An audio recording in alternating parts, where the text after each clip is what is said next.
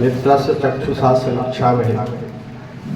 परमादरणीय अध्यक्ष जी, सम्मानित मंच, उपस्थित साहित्य अनुरागी,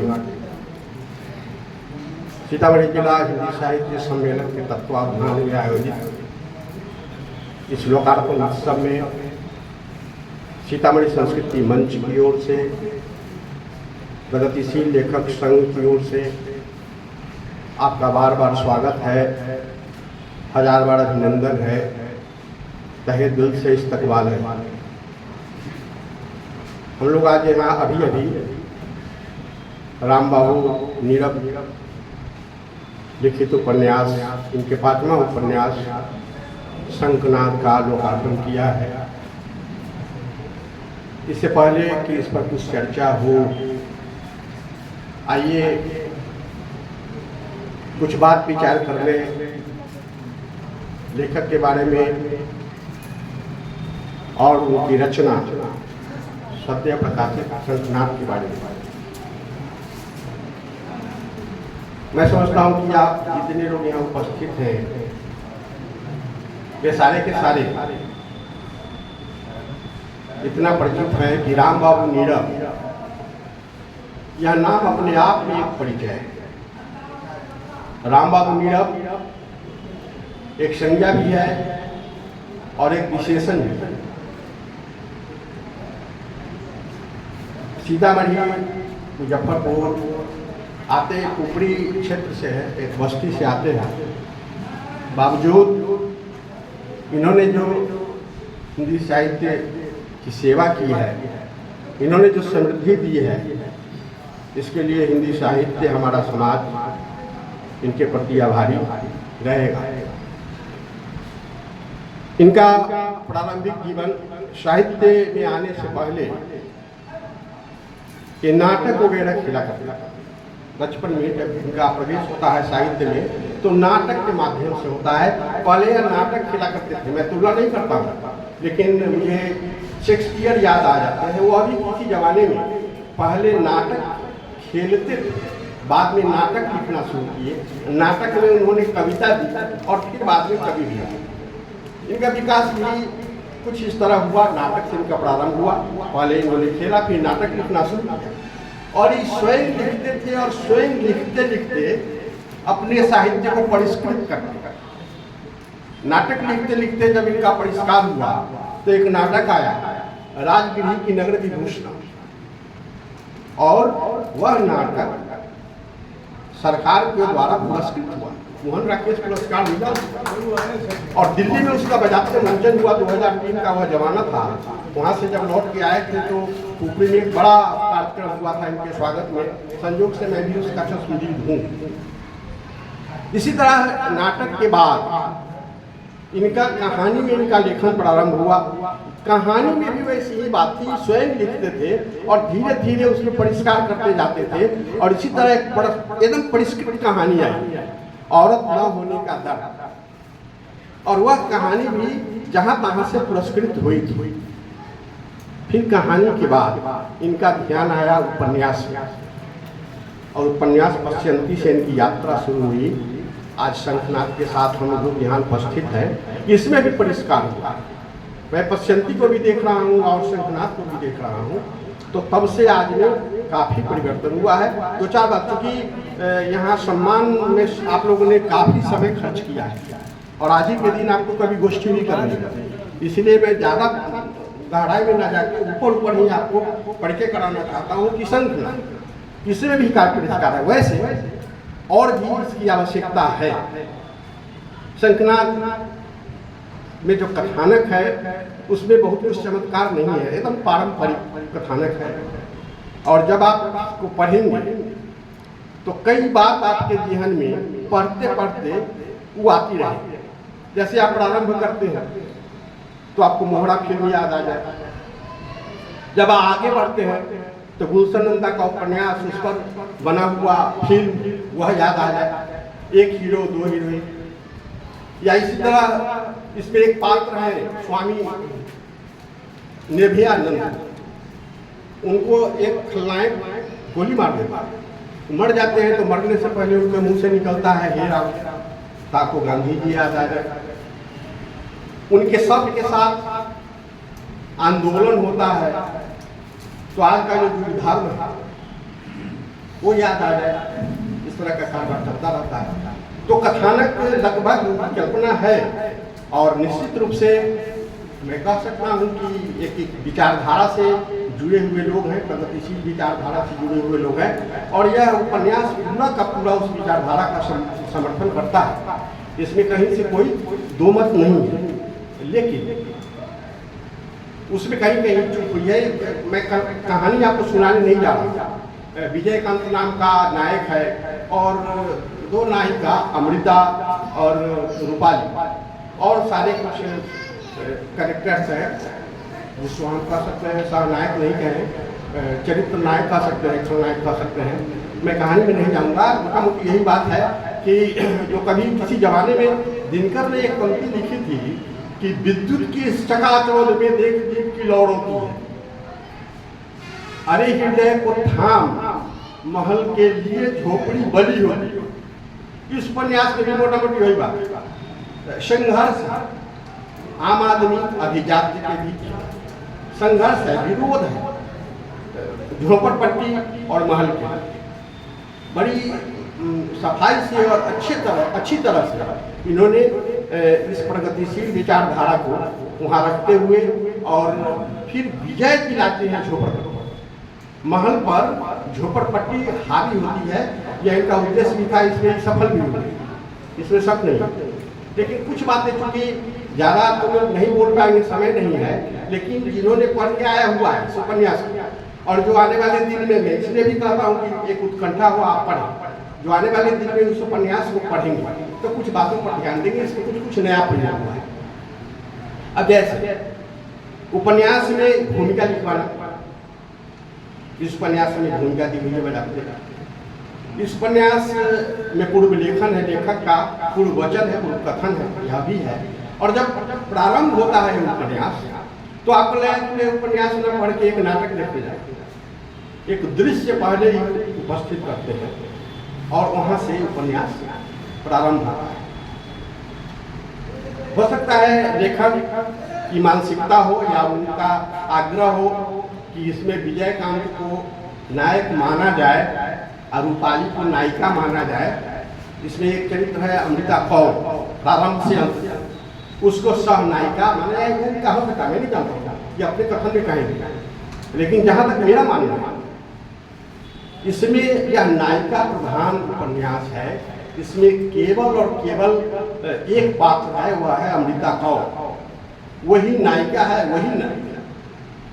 विजयकांत या रूपाली वो केदारनाथ की एक पंक्ति याद है कि एक आदमी फसल बोता है, एक आदमी पत्थर ढोता है, एक आदमी सिर्फ बोता है। तो इस उपन्यास में कुछ लोग हैं, कुछ पात्र किरदार हैं जो सिर्फ हैं तो कुछ ना कुछ करेंगे, कुछ ना कुछ उनकी चेष्टाएं होंगी, कुछ ना कुछ उनका प्रयास होगा, लेकिन वो है शुरू से अंत तक एक पात्र है अमृता कौर जो लगी हुई है, वही नायक है, वही नायिका है। और एक और बात को लेकर मैं नायक को नायक पद से हटाना चाहता हूँ, वह है कि इसमें एक पंक्ति आती है, बड़ा महत्वपूर्ण पंक्ति है इस उपन्यास कि भारत में छोटा मोटा भ्रष्टाचार दैनिक व्यवहार बन चुका है।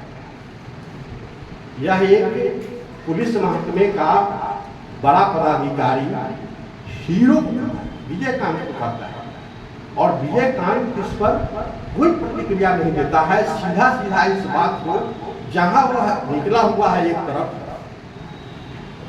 कि जहाँ कहीं भी भ्रष्टाचार है, जहाँ कहीं भी अन्याय है, हम उसके विरोध में लड़ेंगे, खड़ा होंगे, आंदोलन करेंगे, और वह नायक इस बात को स्वीकार कर लेता है, इसको पाठक के रूप में मैं स्वीकार किया, इसीलिए मैं इनको नायक पद से हटाना चाहता हूँ।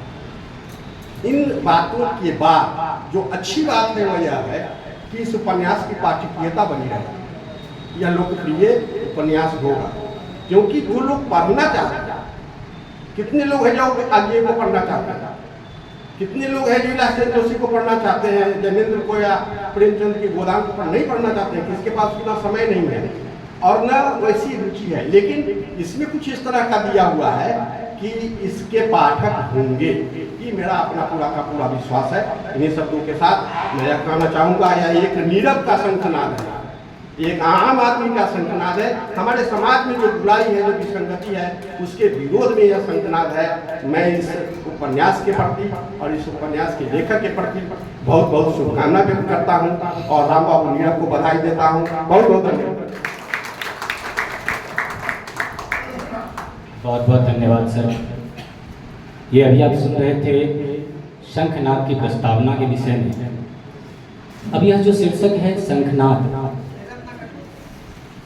यह जो शीर्षक है शंखनाद, यह शीर्षक अपने आप में बहुत कुछ कहता है। और क्या सोचकर आदरणीय नीरव सर ने यह शीर्षक चुना है, इस विषय पर क्या शंखनाद करना चाहते हैं आज 21वीं सदी के भारत में, जहां हर जगह लेखनी डिजिटल हो गई है, वहां कागज पर उकेर कर शब्दों को क्या शंखनाद करना चाहते हैं, यह कोई और नहीं बता पाएगा। इसलिए हम निवेदन करेंगे इस उपन्यास के लेखक आदरणीय नीरव सर से कि आप स्वयं आए और अपनी पुस्तक के विषय में 2 शब्द हमारे साथ साझा करें और आपसे निवेदन करेंगे कि जोरदार तालियों के साथ इनका अभिनंदन करें।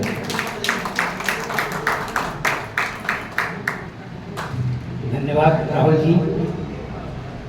आदरणीय भविष्य चरण भारती जी, हमारे आज के अध्यक्ष महोदय, हमारे मुख्य अतिथि डॉक्टर संजय पंकज जी और हमारे वरिष्ठ साहित्यकार, मेरे गार्जियन श्री शिव शंकर सिंह जी, मंच पर आसीन गोयनका कॉलेज के हिंदी विभागाध्यक्ष श्री राव साहब, डॉक्टर मनोज कुमार जी, आप सभी मेरे आत्मीय हैं, मेरे दिल के इतने करीब हैं कि मैं स्वयं को धन्य समझता हूँ। आज के इस समारोह में उपस्थित सभी हमारे अभिनंदन मित्रों को मेरा अभिवादन। खासतौर से मैं अभिवादन करता हूँ श्री दिनेश चंद्र द्विवेदी जी का, जिन्होंने बड़ी तत्परता से, बड़ी लगन से, बड़ी आत्मीयता से इस समारोह का आयोजन अपने विद्यालय में करवाया। मैं अभिवादन करता हूँ रामचंद्र शास्त्री जी को, जो मुझ जैसे अदृश्य साहित्यकार को क्षितिज पर ले जाने का प्रयास कर रहे हैं। आदरणीय विमल कुमार प्रमोद जी का मैं जैसे आभार व्यक्त करता हूँ। आदरणीय प्रमोद प्रियदर्शी जी, डॉक्टर दशरथ प्रजापति जी, इन लोगों का सहयोग और आत्मीयता मेरा आत्मबल है। और कुछ बातें मैं इस विषय वस्तु से हटकर करना चाहूँगा। मैं अपने उपन्यास पर कुछ स्वयं कहना नहीं चाहूँगा, क्योंकि स्वयं यहाँ इतने बड़े विद्वान हैं, सारे विद्वान हैं, वो व्यक्त करेंगे कि मेरे उपन्यास में त्रुटियाँ कहाँ हैं, मेरा उपन्यास समाज को क्या नई दिशा दे सकता है, ये सब आप लोग व्यक्त करेंगे। मैं अपनी बात कहूँगा, सिर्फ अपनी बात, कि मैं यहाँ तक कैसे पहुँचा। बचपन में मेरा जीवन बहुत ही गर्दिश में गुजरा है, नून तेल हार्डली बेचते हुए गुजरा है। मैंने आज तक कॉलेज का मुँह नहीं देखा, फिर भी आज अपने मित्रों के सहयोग से, उनकी सद्भावना से मैं आज इस मुकाम तक पहुँचा हूँ कि आज मेरे 5वें उपन्यास का लोकार्पण आप लोगों को कर दूँ। अनुमति जी ने बताया कि बचपन में मैं नाटक किया करता था। सचमुच मैं नाटक किया करता था, वो एक हाव भाव किया करता था। तब जब मैं 9 या 10 वर्ष का रहा होगा, उस समय रामायण रामलीला का मैं स्वयं पढ़ा करता था। मेरे एक मित्र अभी से सभा भवन में बचपन के मौजूद हैं, श्री जगदीश दास जी, खड़े हो जाइए। बचपन में ये राम बना करते थे और मैं सीता बना करता था। मेरी साहित्यिक यात्रा यहाँ से आरंभ हुई। मैंने कल्पना नहीं की थी कि कभी नाटक के क्षेत्र में इतना कर पाऊंगा कि मेरे लिखे हुए नाटक को मोहन राकेश सम्मान प्राप्त होगा, जो आज तक बिहार को प्राप्त नहीं हुआ। मैंने कल्पना नहीं की थी कि मेरे नाटक का मंचन श्री राम आर्ट सेंटर दिल्ली जैसे प्रेक्षागृह में होगा, इसकी मैंने कल्पना नहीं की थी। और उस नाटक का मंचन सिर्फ दिल्ली में ही नहीं बल्कि हिंदुस्तान के हर बड़े शहरों में, हर प्रेक्षागृह में किया गया। यह मुझे याद आते हैं मुझे आदरणीय पतंग जी, जिनकी प्रेरणा से मैंने राजगीर नगर घोषणा नाटक का सृजन किया और वो राष्ट्रीय स्तर पर सम्मान पाया। मैं आदरणीय बहुजी चंद्र भारती जी का आभारी हूँ। मेरे हर कार्यक्रम में ये मुझे सहयोग देते रहे हैं, आते रहे हैं। मेरी एक बुलावा पर मैं समझता हूँ कि 2 दर्जन से अधिक कार्यक्रमों में बहुजी चंद्र भारती और डॉक्टर दशरथ प्रजापति जी उपस्थित रहे हैं। मैं स्वयं को सौभाग्यशाली समझता हूँ कि आज मैं इतने सारे लोगों के बीच अपने को गौरवान्वित महसूस कर रहा हूँ। इतने सारे बुद्धिजनों के बीच मैं अपने को गौरवान्वित महसूस कर रहा हूँ। आदरणीय सुरेश वर्मा जी जो हमारे कम समय में ही हमारे इतने अजीज बन गए हैं कि उनको चैन होता है, न मुझे चैन होता है। तो ये एक साहित्यकार के लिए बहुत बड़ी उपलब्धि है। साहित्यकार को लोग कितना चाहते हैं। हमारे नौजवान साथी श्री उदय शंकर करुणाकर जी, श्री स्वतंत्र सांडिल जी आज संयोग से वो नहीं आ पाए हैं। श्री राहुल सर जी जो कॉलेज के कोचिंग भी चलाते हैं और साहित्य से जुड़े हुए हैं, उद्यमान साहित्यकार हैं। प्रकाश मोहन मिश्र जी, और इन लोगों का साथ जब होता है तो मुझे लगता है कि मैं सचमुच साहित्य क्षेत्र में आगे बढ़ चुका हूँ। श्री संजय चौधरी जी, जब इनका गीत आप सुनेंगे तो लगेगा कि मैं सचमुच किसी गायक को सुन रहा हूँ। तो ये बात भी उनका मौका आएगा। और मैं आगे की जो योजना बना रहा हूँ इसमें सबसे पहले मेरा 6ठा उपन्यास होगा तिथिरक्षिता। तिथिरक्षिता का कथानक मुझे आदरणीय भारती जी ने दी। एक कुनाल पर और तिथिरक्षिता पर बहुत कुछ लिखा गया है, लेकिन नीरज जी आप अपने क्रम से लिखिए। मुझे बड़ा अजीब सा लगा कि उस इतिहास को मैं कैसे आज से 250 वर्ष पहले के उपन्यास को काल को मैं कैसे चित्रित करूँ।